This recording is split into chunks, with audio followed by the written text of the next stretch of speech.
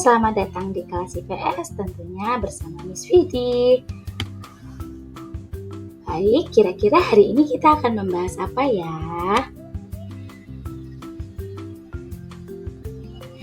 Materi kita hari ini kita akan membahas tema 1 dengan subtema 5, yaitu kondisi geografis dan interaksi dengan bangsa asing. Di mana tujuan pembelajaran kita adalah peserta didik dapat menunjukkan hubungan kondisi geografis dan kegiatan ekonomi dengan masuknya pengaruh Hindu-Buddha di Indonesia. Mari kita bahas bersama-sama. Kita mulai dengan interaksi dengan bangsa asing di masa lalu terlebih dahulu ya. Lokasi geografis Indonesia mempengaruhi kehidupan masyarakat Indonesia sejak masa praaksara. Pada masa awal Masehi telah terjadi hubungan dengan India, Indonesia, Cina, juga menjadi perkembangan Hindu-Buddha di India. Nah, kontribusi Indonesia dalam ekonomi dunia salah satunya dapat dilihat dari peran kerajaan Qing sebagai salah satu pelabuhan dagang internasional. Menurut data Tiongkok, Qing adalah sebuah kerajaan yang terletak di selatan Sumatera. Nah, perdagangan Nusantara pada awal Masehi. Nah, hubungan dagang antara India dan Cina semula dilakukan melalui jalur darat yang dikenal dengan jalur sutra. Disebut jalur sutra karena komoditi utama yang diperdagangkan adalah kain sutra dari Cina.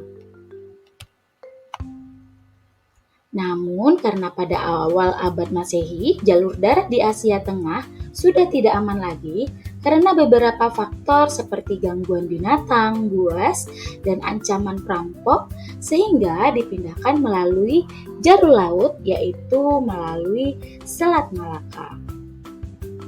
Nah, Kepulauan Indonesia menjadi daerah transit atau pemberhentian bagi pedagang-pedagang Cina dan pedagang-pedagang India.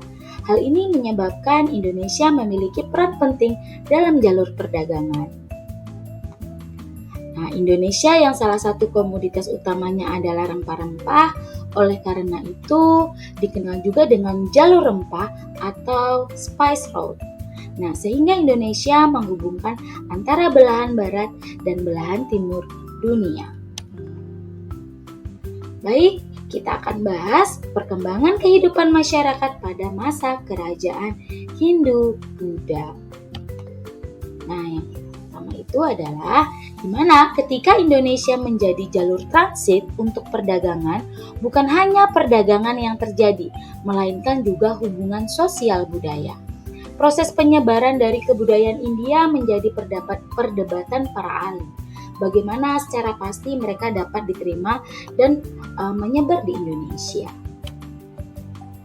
Nah, di buku paket sih tidak ada dijelaskan teori-teori tersebut karena sudah dibahas pada saat kalian di kelas 7.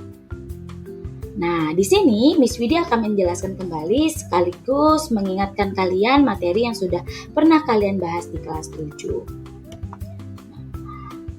Ada beberapa teori mengenai masuknya Hindu-Buddha ke Indonesia. Yang pertama, teori Waisa, yang kedua, teori Ksatria, yang ketiga, teori Brahmana, dan yang keempat, teori arus balik. Nah, kita akan bahas satu persatu ya. Apa itu teori Waisa?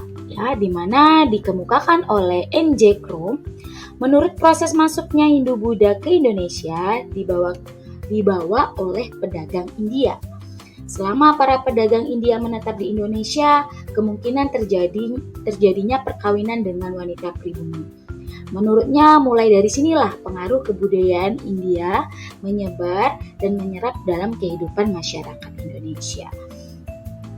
Nah, jadi di sini intinya ini teori Waisa ini mengatakan bahwasanya ajaran Hindu-Buddha itu dibawa oleh para pedagang India. Selanjutnya Ada 3 pendapat mengenai proses penyebaran kebudayaan Hindu-Buddha yang dilakukan oleh golongan ksatria. Artinya ini kita membahas tentang teori ksatria ya.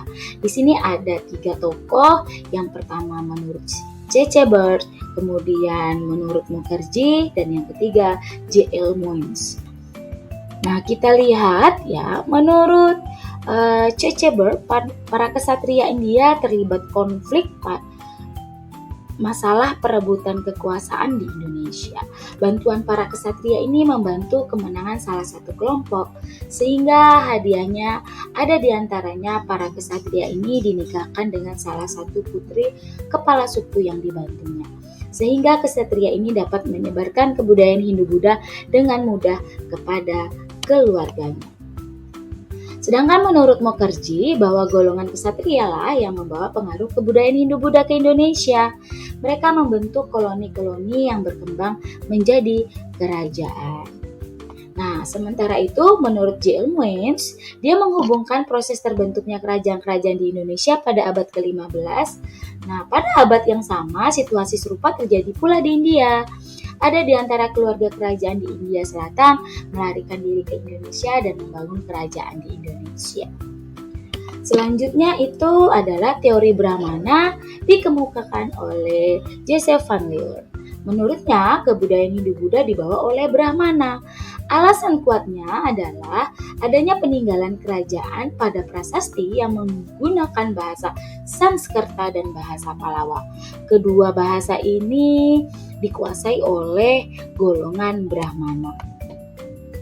Selanjutnya yang terakhir itu adalah teori arus balik yang dikemukakan oleh F.D.K. Bose. Menurutnya banyak pemuda Indonesia yang belajar agama Hindu-Buddha ke India, kemudian mereka kembali ke Indonesia untuk menyebarkannya. Nah, di sini intinya adalah yang menyebarkan ajaran agama Hindu-Buddha itu adalah orang Indonesia sendiri yang pergi ke India menuntut ilmunya, kemudian kembali ke Indonesia dan menyebarkannya. Nah, selanjutnya kita akan membahas pengaruh agama dan kebudayaan Hindu-Buddha di Indonesia.